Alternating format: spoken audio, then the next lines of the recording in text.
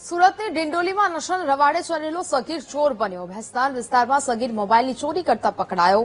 સ્થાનિકોએ તપાસ કરતા સગીર પાસેથી ગાંજો મળી આવ્યો। ભેસ્તાન પોલીસે સગીરને પકડીને વધુ તપાસ હાથ ધરી છે। આ સમગ્ર ઘટના સામે આવી છે સુરતમાંથી। ડિંડોલીમાં નશાના રવાડે ચડેલો સગીર ચોર પણ બની ગયો। ભેસ્તાન વિસ્તારમાં સગીર મોબાઈલની ચોરી કરતા પકડાયો હતો।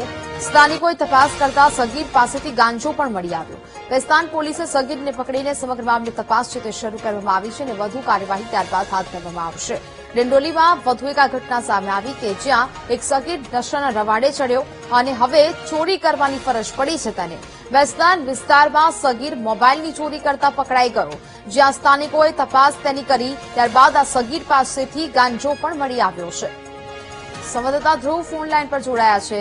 ધ્રુવ, ડિંડોલીમાં નશાના રવાડે ચડેલો સગીર હવે ચોર પણ બન્યો છે, શું વિગત? જી બિલકુલ, સુરતમાં આ જે રીતે આખી ઘટના સામે આવી છે તે એક ખરેખર એક હાથ ઉગાડનારી ઘટના છે।